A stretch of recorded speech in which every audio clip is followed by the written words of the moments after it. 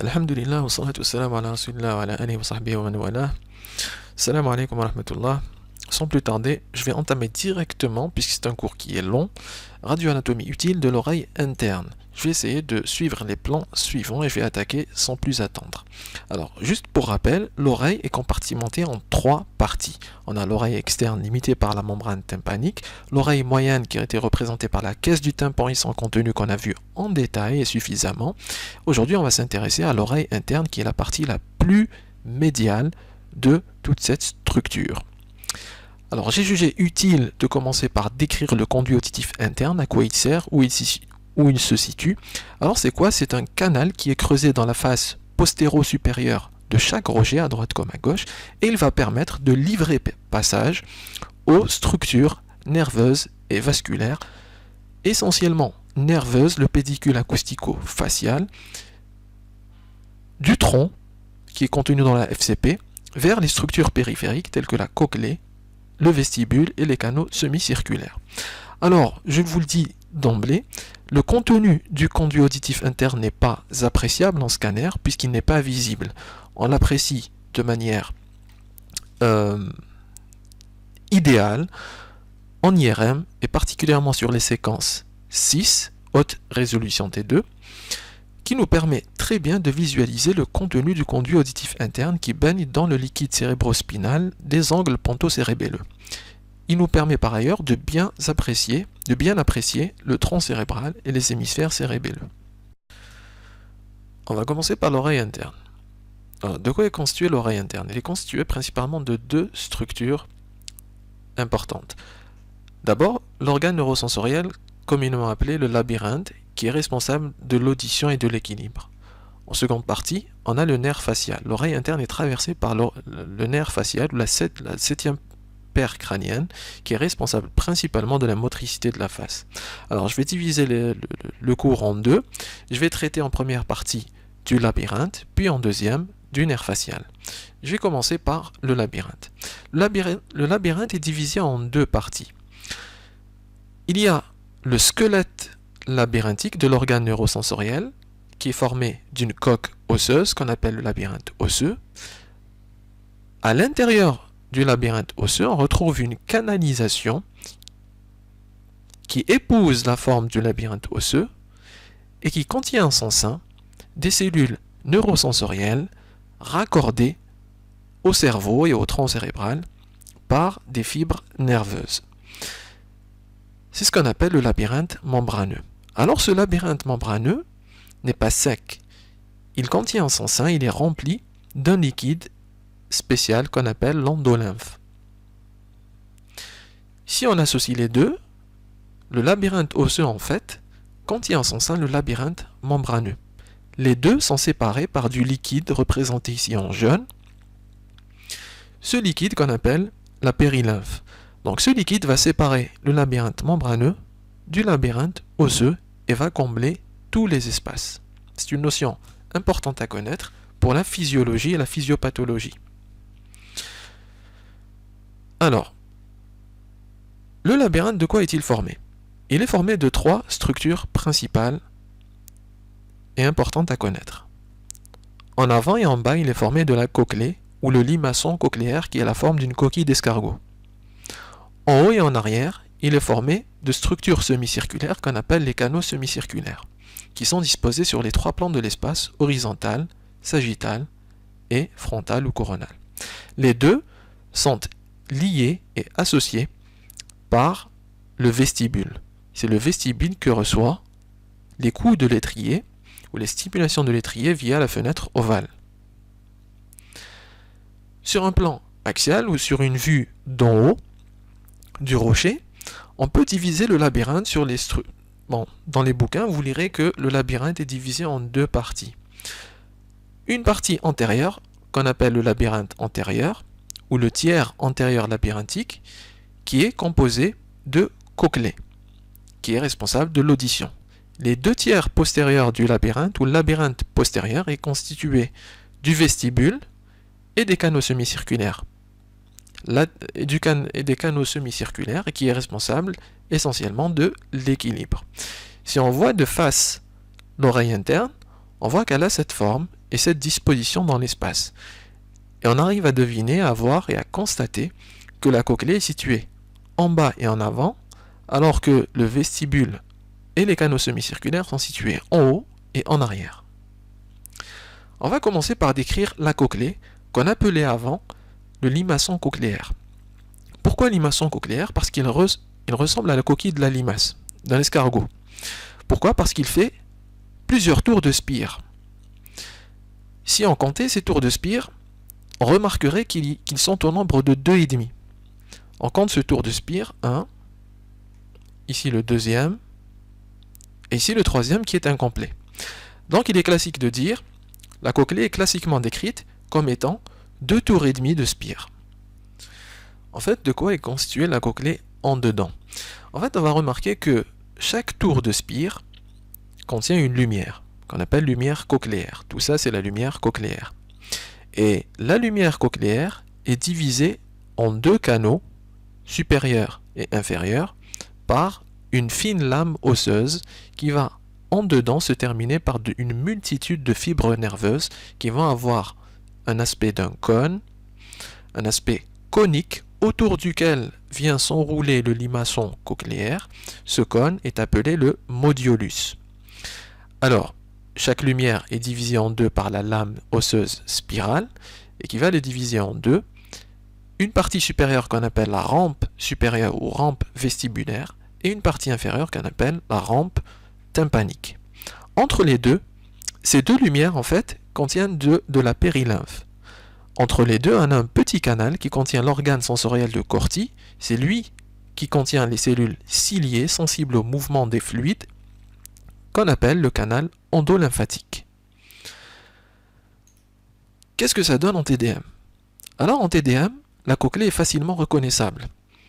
Sur le plan axial, elle a la forme d'un trèfle. Sur le plan coronal, elle a la forme d'un limaçon qui nous rappelle la coquille d'un escargot. Si on prenait des coupes orthogonales qui passent par la cochlée, on verrait toujours la forme en trèfle et le limaçon prendrait toute sa forme sur une coupe orthogonale qui passe par la cochlée. Donc facilement reconnaissable en axial et en coronal. On avait dit tout à l'heure que la cochlée formait 2 tours et demi de spire. On a le premier tour de spire, le deuxième tour de spire et le troisième tour qui est incomplet. Alors, est-ce qu'on peut reproduire ça et est-ce qu'on peut reconnaître ça en imagerie? Oui, c'est tout à fait possible en coupe axiale. Ici, on reconnaît le premier tour de spire, qu'on appelle communément le tour basal, qui est surmonté d'un deuxième tour de spire et qui est surmonté d'un troisième tour de spire qui est incomplet. Quel est l'intérêt de connaître et de dénombrer ces tours de spire? L'intérêt, c'est de détecter des anomalies malformatives qui sont très fréquentes avant la pose d'une greffe cochléaire, par exemple, ou d'un implant cochléaire. Remarquez ici que sur la coupe axiale, le tour basal de la cochlée donne sur une petite niche à contenu aérique avec un niveau liquide air inversé. Cette petite niche est la niche de la fenêtre ronde. Et ici, il y a une fine membrane qui les sépare du contenu cochléaire qu'on appelle la fenêtre ronde. Rappelez-vous également que c'est le tour basal qui va réaliser une empreinte et va modifier les reliefs de la paroi interne de la caisse du tympan et qu'on appelle le promontoire en coupe coronale. Alors, on a parlé tout à l'heure de la lame spirale qui va séparer chaque tour de spire cochléaire en 2 parties, en une rampe supérieure, rampe vestibulaire, et une rampe inférieure qui est la rampe tympanique. Cette fine lame spirale est perceptible en scanner haute résolution à coupe fine. C'est le cas chez ce patient où on arrive à voir la lame spirale aussi bien sur cette coupe que sur cette coupe et qui va permettre de diviser le tour cochléaire en une rampe vestibulaire et en une rampe tympanique. Et vous voyez bien que là, c'est la rampe tympanique qui va s'ouvrir sur le tympan, sur la cavité tympanique via la fenêtre ronde. Il faudra s'assurer par ailleurs qu'il n'y a aucune lésion hyperdense ou aucune calcification au sein du labyrinthe membraneux, c'est-à-dire au sein des structures hypodenses ou de la lumière cochléaire. Autrement, ça serait synonyme de pathologie, voire d'un début de labyrinthite ossifiante. L'un des éléments à analyser lorsqu'on explore une cochlée, c'est cette structure hyperdense centrale autour duquel vient s'enrouler le limaçon cochléaire qu'on avait dit qui portait le nom de modulus. Alors ce modulus qui apparaît en hyperdense en scanner et qui contient les différentes structures nerveuses issues de l'organe de Corti, cet organe est mesurable en scanographie en coupe axiale. Chez ce patient, je l'ai mesuré à 2,5 mm. Alors, les normes vont de 1,4 à 3 mm. En dessous de 1,4 et au-dessus de 3 mm, c'est considéré comme étant pathologique et source de malformation. Ce qu'il y a également à explorer en matière de labyrinthe membraneux ou de structure labyrinthique, c'est l'intégrité de la capsule otique. On entend par capsule otique toute la corticale osseuse, enfin, on va pas dire corticale, on va dire toute la coque osseuse qui va entourer la lumière cochléaire ou la lumière labyrinthique. On constate ici qu'il n'y a aucune effraction de la coque osseuse et il n'y a aucune communication lésionnelle avec le contenu labyrinthique. Ici, par exemple, nous sommes sur une coupe coronale qui passe par le limaçon cochléaire, par la cochlée. On voit très bien que la capsule otique est intègre et il n'y a aucune lésion dans les environs. Contrairement à ce cas, où on a la même coupe, une coupe coronale qui passe par le limaçon cochléaire. Par contre, cette fois-ci, on a ici une lésion nodulaire. C'est une autospongiose qui vient éroder la capsule otique et qui entre en communication avec le contenu cochléaire et la lumière cochléaire. Ça, c'est une autospongiose. Et si on ne signale pas qu'il y a une effraction de la capsule otique, le chirurgien pourra intervenir et là, s'il intervient, il y aura éruption de périlymphe, qui est le liquide qui sépare le labyrinthe osseux du labyrinthe membraneux, et donc il y aura risque de cophose et de vertige. Donc il faut mentionner s'il y a ou pas effraction de la capsule otique. Maintenant qu'on a parlé de la cochlée, on va aborder le vestibule. Le vestibule, vu sur une image d'un labyrinthe osseux, c'est quoi? C'est cette structure qui fait l'union entre les canaux semi-circulaires et la cochlée. C'est l'organe qui est responsable de l'équilibre. Pourquoi l'équilibre? Puisqu'en fait, à l'intérieur du vestibule, on retrouve deux structures ovalaires disposées perpendiculairement ou sur un plan orthogonal. On a en haut ce qu'on appelle l'utricule, qui est disposé dans un sens transversal, qui est le même plan que celui du canal semi-circulaire latéral. Cet utricule va nous renseigner, va être sensible aux accélérations cinétiques linéaires, c'est-à-dire c'est cette structure qui va nous permettre de savoir si quand on est en voiture, la voiture avance ou recule, même si on a les yeux fermés. Donc c'est cette structure qui va nous renseigner sur ça en fait. Et on a juste en bas le sacule.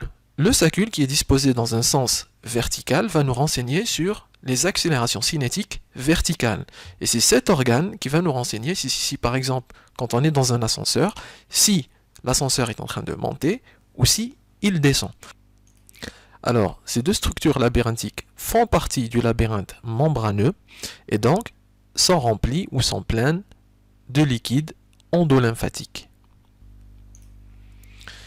Sur la coupe coronale scanographique, le vestibule est facilement reconnaissable puisqu'il permet de séparer les canaux semi-circulaires du tour basal de la cochlée. De plus, il est d'autant plus facilement reconnaissable puisqu'il abrite la fenêtre ovale sur laquelle vient s'implanter l'étrier via la platine. Si je trace une ligne, une coupe axiale qui passe par le canal semi-circulaire latéral, je vais avoir cette image, cet aspect de bague en bague à chaton. Alors le vestibule c'est quoi? Il est représenté par le chaton de la bague à chaton. Il est ici.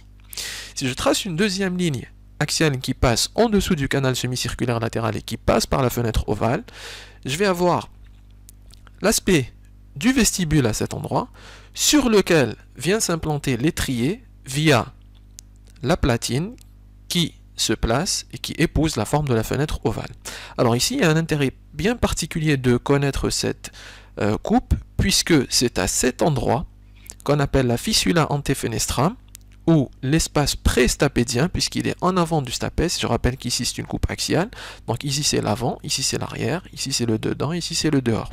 Ici j'ai la cavité tympanique, ici j'ai l'oreille interne avec la cochlée, le vestibule, ici j'ai la fenêtre ovale sur laquelle vient s'insérer l'étrier, et juste en avant de la fenêtre ovale, j'ai la fissula antefenestram.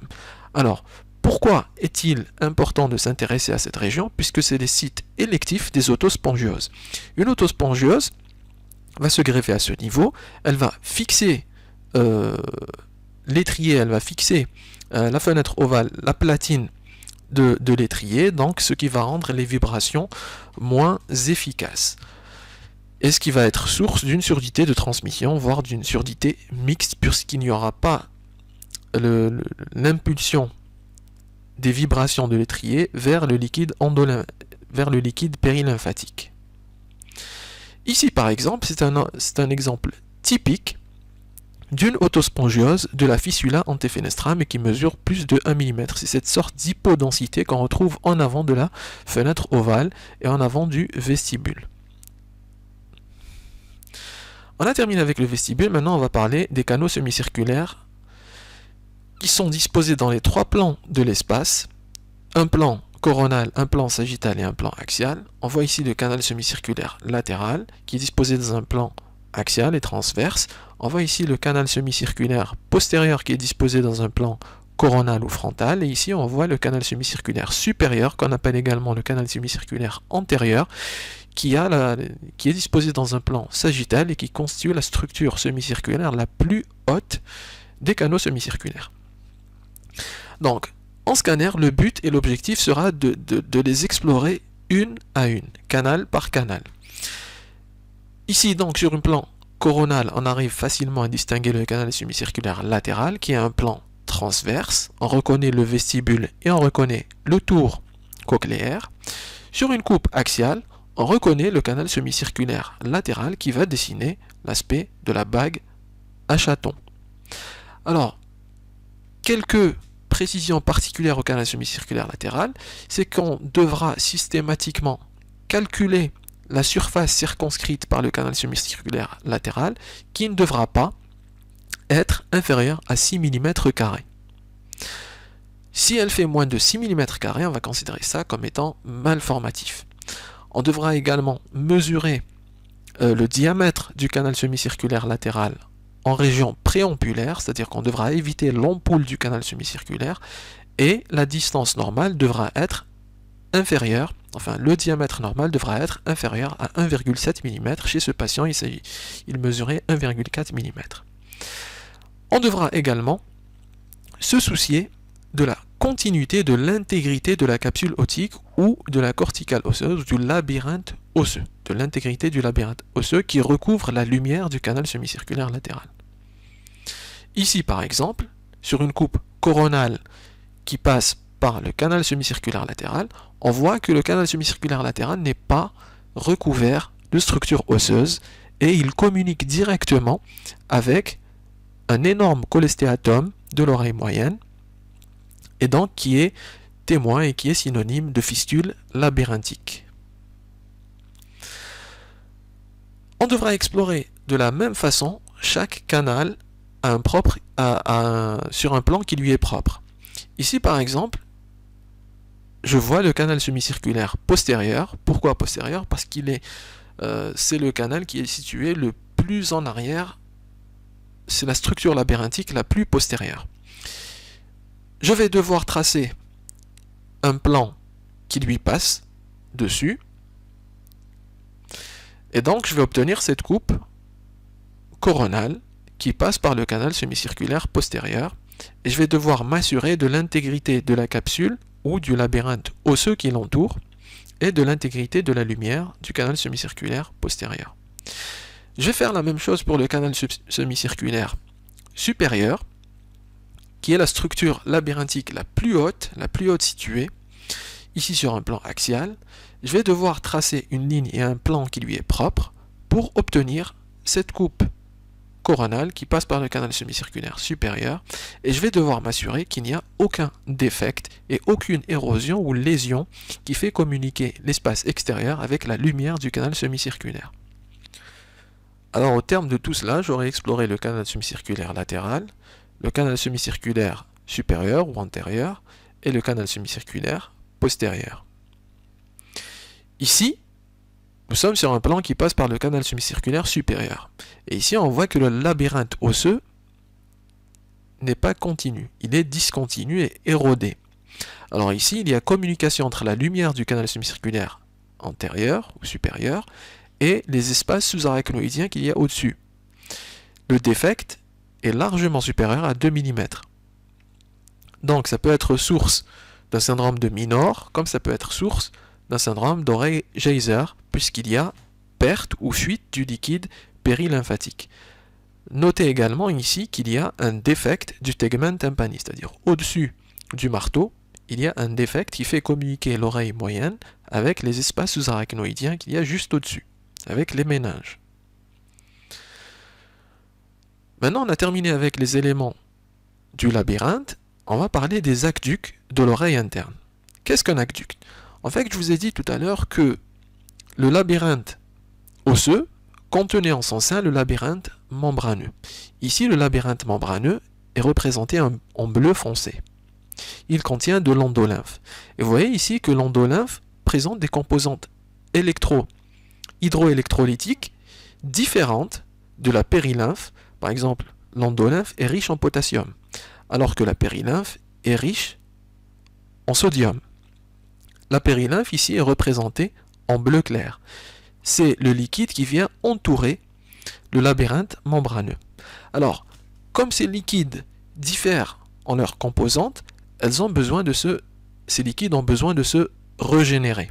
Et comment font-ils pour se régénérer? Ils doivent communiquer avec les espaces sous-arachnoïdiens.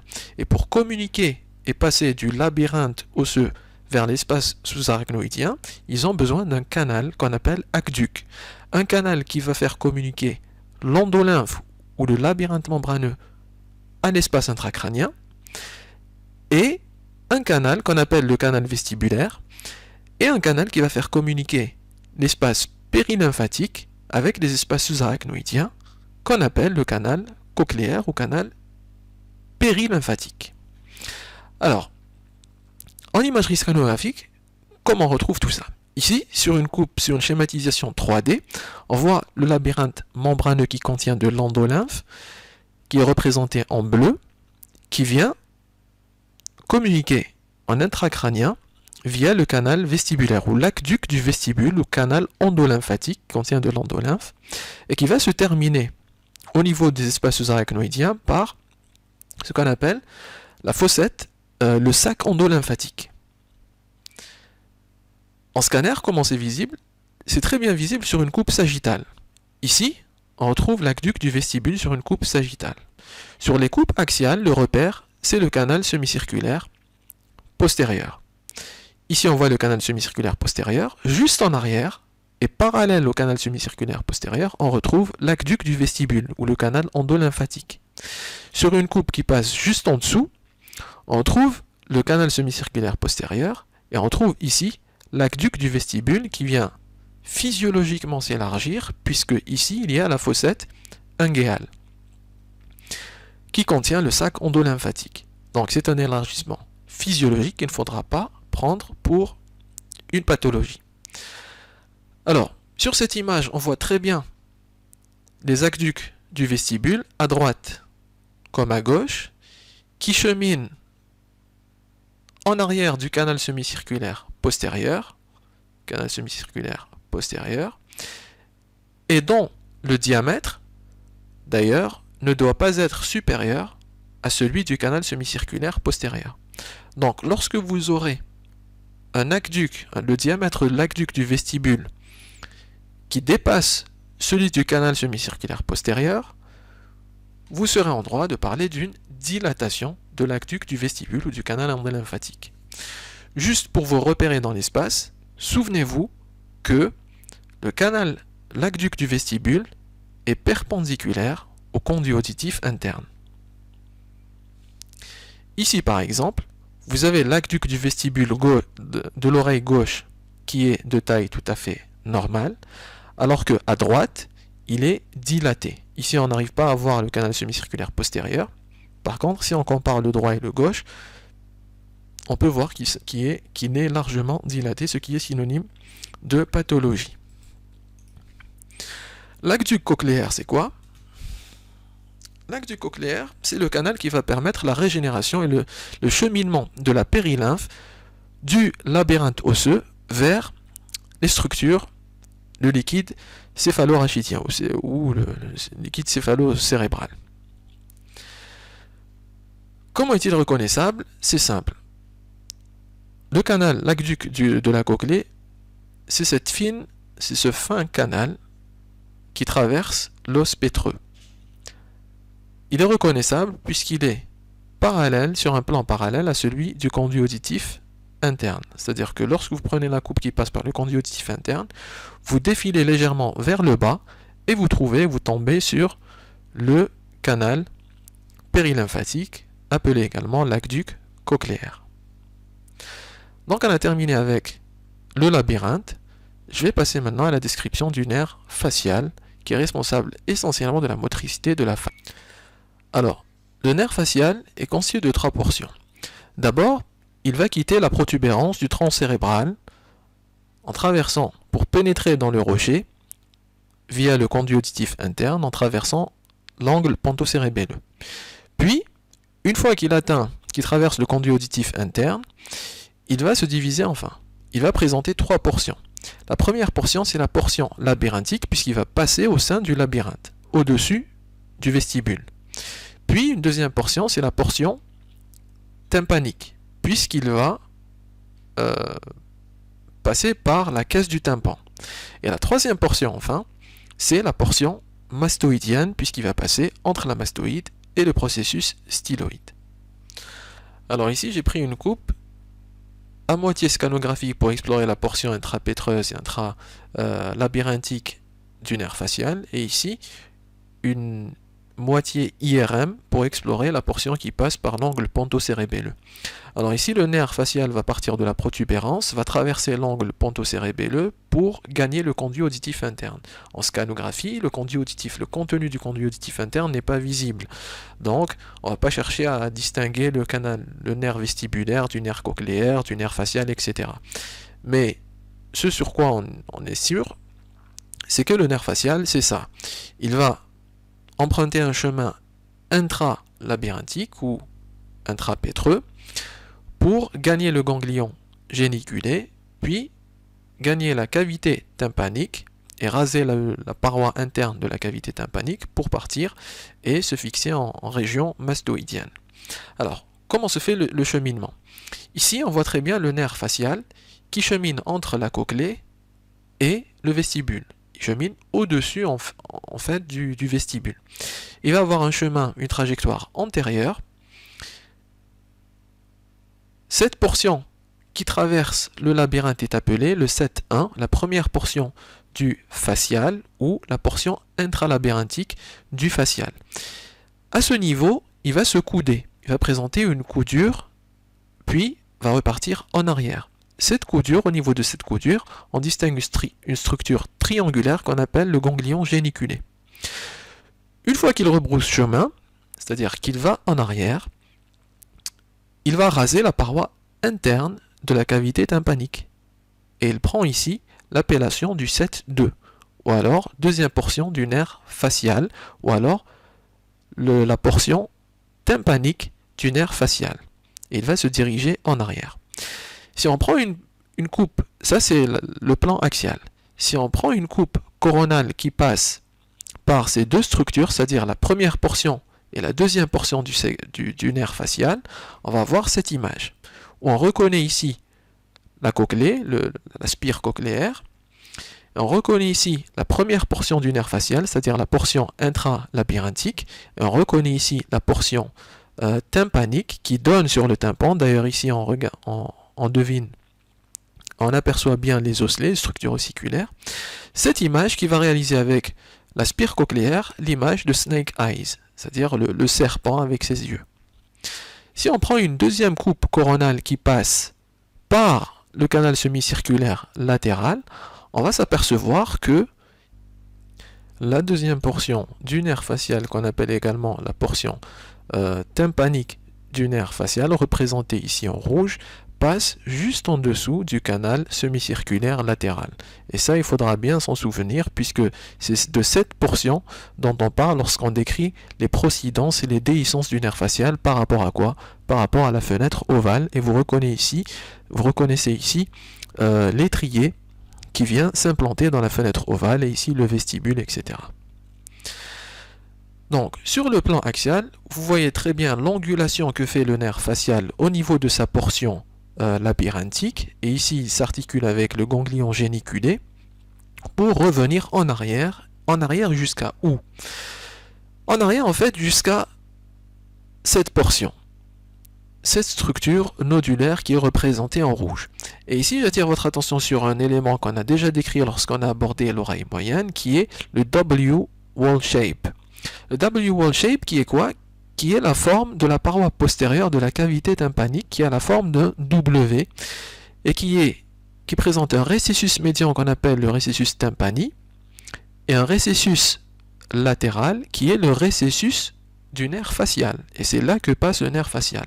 Entre les deux, on a une pyramide qu'on appelle l'éminence pyramidale, sur laquelle vient s'insérer le ligament de l'étrier, ou le muscle de l'étrier qu'on voit ici, l'étrier.